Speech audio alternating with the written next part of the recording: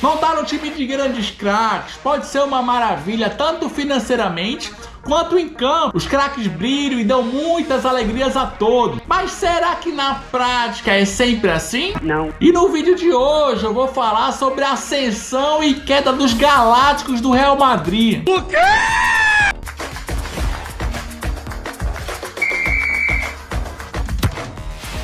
E não esqueça de deixar seu like, se inscrever aqui no canal e nos comentários falar o que você pensa. No ano de 2000, o Real Madrid simplesmente resolveu contratar o Figo, que era o ídolo maior do Barcelona, grande craque português. O Real Madrid contratou ele por simplesmente 60 milhões de euros, que à época foi a maior contratação da história. Foi uma contratação extremamente polêmica, porque o Figo era simplesmente o maior ídolo do seu maior rival.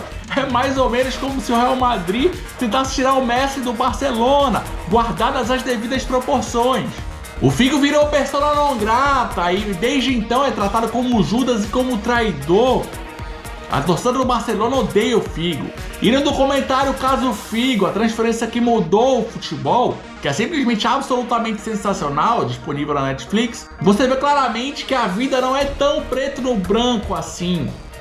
O Figo não queria ir para o Real Madrid, isso é muito claro. Ele tinha carinho pelo Barcelona e outros fatores acabaram influenciando nessa decisão. Diz que o José Veiga, empresário do Figo à época, assinou um pré-contrato com o Florentino Pérez, que à época era candidato à presidência do Real Madrid.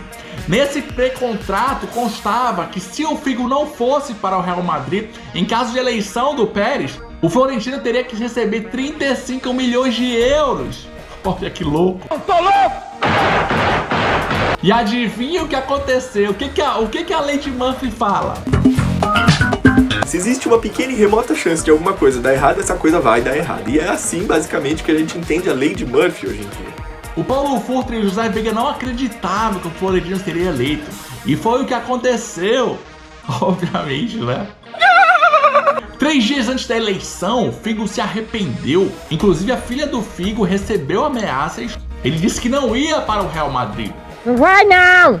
Quando o Florentino ganhou, os dois, o Veiga e o Furtre, ficaram muito preocupados. Inclusive, o Veiga chorou. O Real Madrid se desfazia de Nicolas Anelka, que pouco antes havia sido a maior transferência da história do futebol. À época por 34 milhões de euros, bastante caro. Também se desfazia do grande craque Redondo, que estava indo para o Milan. Carembê também, um jogador que tinha seu nome. Lembra daquele vídeo do Edilson do Carembê? Carembê passou a bater gol! Olha o gol! Gol! Também saía do Real Madrid. O Figo se juntava a reforços medianos, como o goleiro César, o atacante Muniz, o meio-campista Solari, mas o volante mediano Flávio Conceição. Lembra do Flávio Conceição? Não sei. E também o bom Makelele, que viria a fazer história no Real Madrid. Um capítulo absolutamente marcante dessa passagem de Figo pelo Real Madrid é o momento que ele enfrenta o Barcelona, sua ex-equipe. Será que teve lei do ex? Isso é uma piada bem gostosa. O Real Madrid foi pegar o Barcelona no Camp Nou e o Figo recebeu uma vaia absolutamente monumental.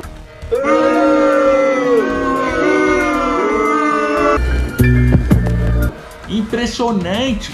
Jogaram até uma cabeça de porco quando ele ia bater os escanteios. Quando ele entra em campo, a torcida dá uma vaia nele absurda e ele faz esse movimento aqui, dando uma zoada na torcida. O Figo não jogou bem, o Barcelona venceu por 2-0. Para delírio da torcida catalã. Esse documentário também mostra o momento exato em que o Figo chega ao Real Madrid. Ele simplesmente chega com uma cara de enterro, muito triste e chateado, porque claramente, repito, o Figo não queria ir para o Real Madrid, mas foi o que aconteceu. O Figo até hoje dá entrevistas dizendo que ele não se sentiu valorizado, que foi isso que fez com que ele trocasse o Real Madrid pelo Barcelona. Esse Real Madrid ainda era o início da Era Galáctica e era o primeiro Galáctico contratado, mas já tinha jogadores muito importantes, como Roberto Carlos, Raul, Morientes. E erro, grande zagueiro, esse Real Madrid havia acabado de ser campeão da Champions contra o Valência. Esse Real Madrid perdeu a Supercopa da UEFA pro Galatasaray e o Mundial de Clubes pro Boca Juniors em 2000. Só que se redimiu, fazendo uma campanha simplesmente maravilhosa no Campeonato Espanhol. Teve o melhor ataque com 81 gols e o artilheiro Raul com 24 gols, segundo dados do Imortais Futebol. Além disso, foi eleito como campeão do século. Porém, esse time também foi eliminado da Champions League pelo Bayern de Munique. Nas semifinais, o Real Madrid teve 2 derrotas e não conseguiu dessa vez vencer a orelhuda. O time foi eleito o clube do século e nessa temporada o Zidane foi eleito o melhor jogador do mundo. Só que o Zidane ainda não era jogador do Real Madrid. O Zidane, atuando pela Juventus em sua última temporada pela equipe italiana, faturou esse título incrível individual. E adivinha o que aconteceu na temporada seguinte? É o quê? Zidane é contratado pelo Real Madrid. Em 2001, o craque francês se despede da velha senhora e chega ao clube madrilenho. O Real Madrid pagou simplesmente 76 milhões de euros. Posso te dar uma opinião? Não, só Pix. A época, a transferência mais cara do mundo. Primeiro foi o Anel, a transferência mais cara, depois o Figo e depois o Zidane. Olha que louco o Real Madrid, cara. Eu tô louco! Agora o Real Madrid tinha simplesmente Zidane aberto à esquerda e Figo aberto à direita. Que sensacional! Legal! Essa temporada começa com o Real Madrid ganhando a Supercopa da Espanha contra o Saragossa. Só que o Campeonato Espanhol é perdido para o Valência. E o Real Madrid pega simplesmente o Barcelona nas semifinais da Champions League. E teve uma vitória sensacional no jogo de ida por 2-0. Na volta, empate 1-1 e o Real Madrid estava de novo na final da Champions League. Era a sua 12ª final, um recorde impressionante Real Madrid.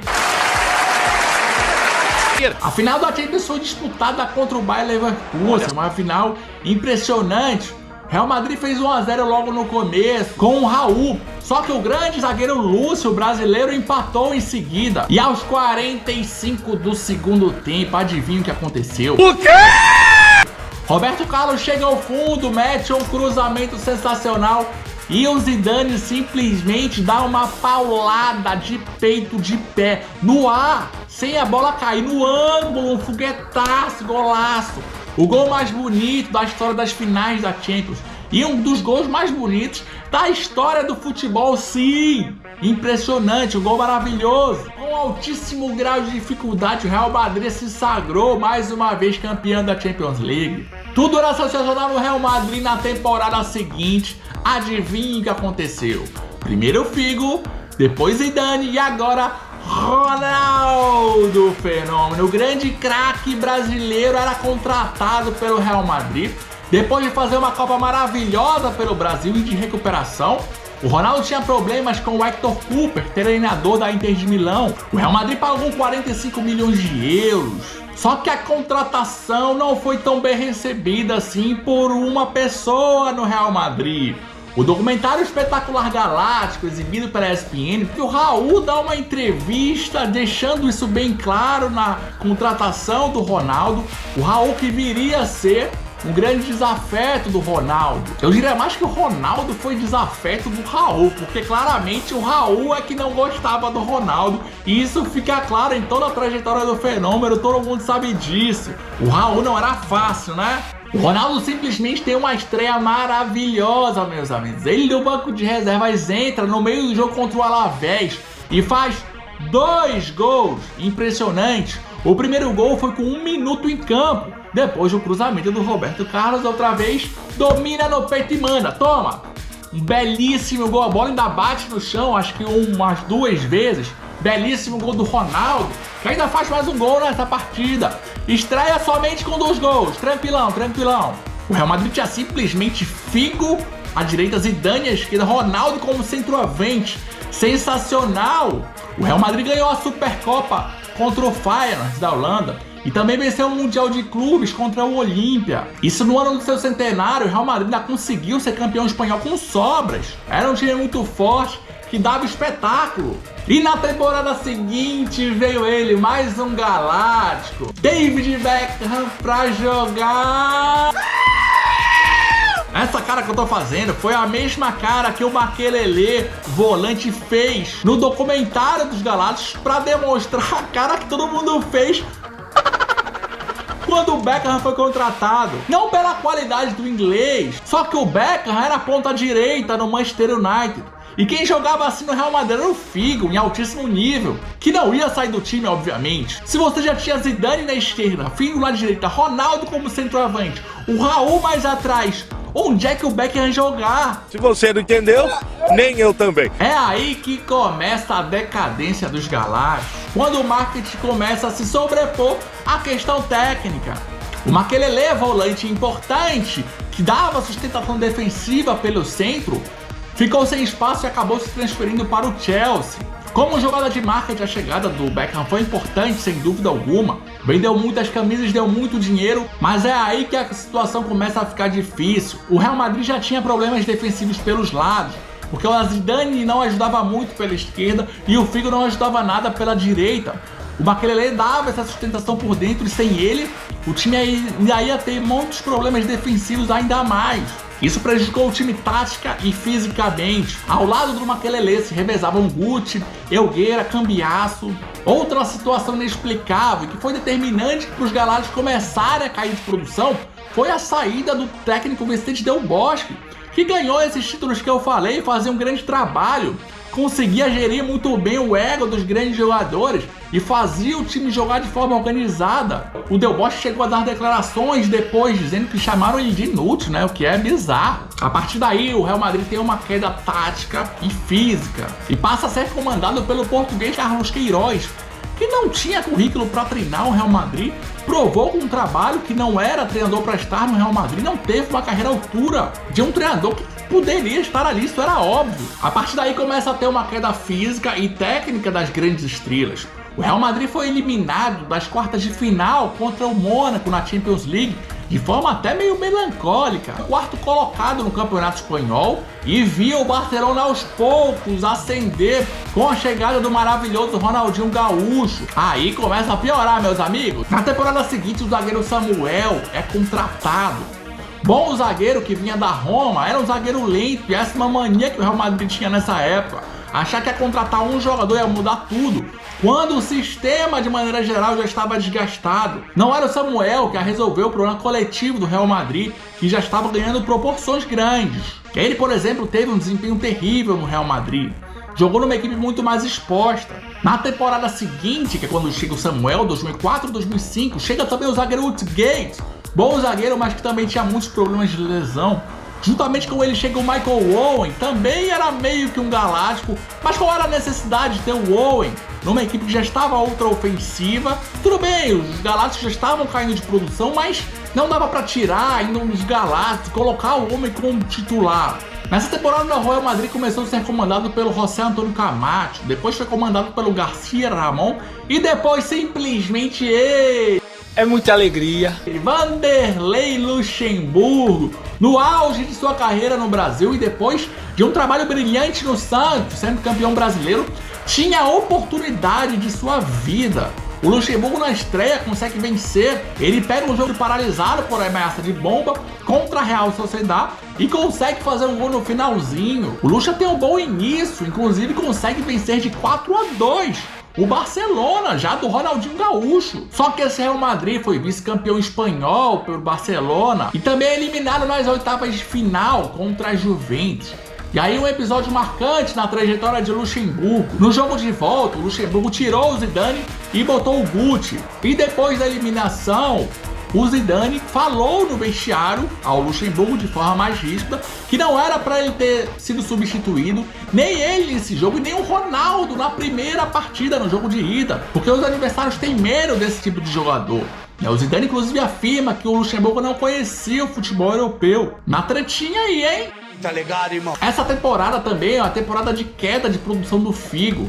O Figo fala claramente que teve problemas com o Luxemburgo, que era substituído frequentemente pelo Michael Owen. O Figo de fato havia caído muito de produção e estava numa má fase. Na temporada seguinte ele se despede e se transfere para a Inter de Milão, era o primeiro galáctico saindo do Real Madrid. Nessa temporada 2005-2006 começa aí um processo de renovação. o Real Madrid contrata alguns jogadores muito criticados, como o lateral direito Diogo, volante Pablo Garcia e o meio Graves, que veio a jogar de volante. 3 jogadores muito criticados que de fato não tinham condições de jogar no Real Madrid.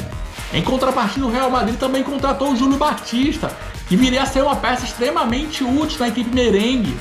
Também contratou os bons Cicinho e Cassano, além dos promissores Robinho e Sérgio Ramos. Só que nessa temporada o Real Madrid foi vice-campeão espanhol contra o Barça, que tinha o Ronaldinho simplesmente fazendo chover. Ainda tinha mais a companhia de Deco, Eto'o e Juli, já era um timaço do Barcelona. E o Real Madrid foi eliminado nas oitavas de final contra o Arsenal. E aí temos mais uma polêmica.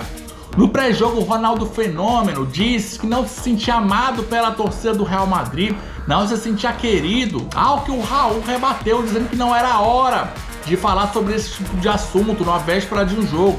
E de fato, todos os problemas do Raul, não era na hora de expor esse tipo de situação diante de um jogo tão importante contra o Arsenal. Nessa temporada, há um outro ponto muito marcante da trajetória de Luxemburgo. O Barcelona simplesmente dá uma surra de 3-0 no Santiago Bernabéu pelo Campeonato Espanhol. Uma das maiores atuações de Ronaldinho Gaúcho na carreira.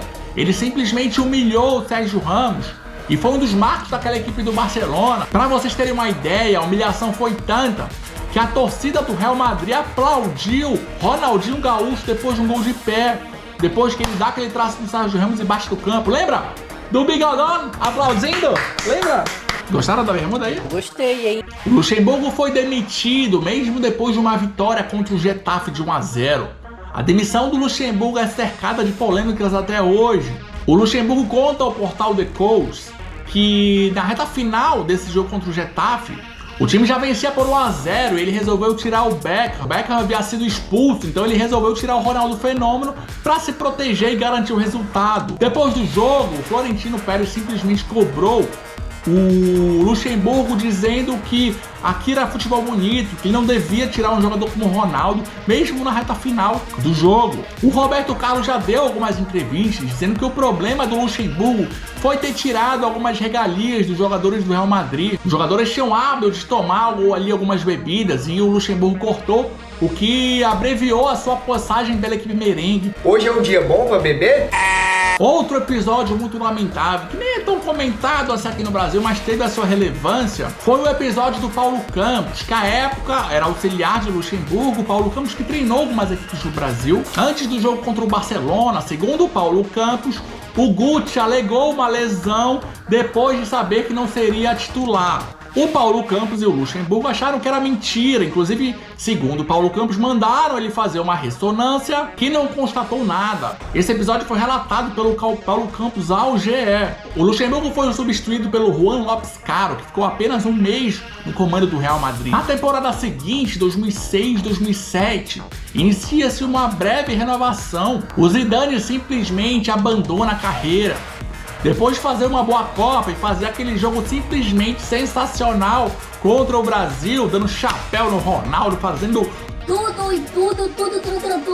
O Zidane resolve sair do Real Madrid e daquele episódio também de ter dado uma cabeçada no Materazzi na final da Copa e ter sido vice-campeão contra a Itália. Nessa Copa do Mundo, o Cannavaro, o zagueiro, foi grande destaque, que inclusive foi eleito o melhor do mundo depois, com um certo exagero, mas Cannavaro jogou muita bola na Copa. Se transfere para o Real Madrid juntamente com outros bons valores, como Nistelrooy, Gago, Marcelo Craque, Higuaín, Diarra Volante. Já era o novo Real Madrid que viria a ser comandado simplesmente pelo Fábio Capello, grande treinador italiano que já havia tido uma passagem pelo Real Madrid. O Real Madrid ainda tinha grandes jogadores como Roberto Carlos, Ronaldo, Beckham, o próprio Raul, que não era galáctico, mas todos eles em queda de produção, já ficando com uma idade mais avançada. Nessa temporada o Guti começa a se destacar bastante e faz uma de suas melhores temporadas no Real Madrid.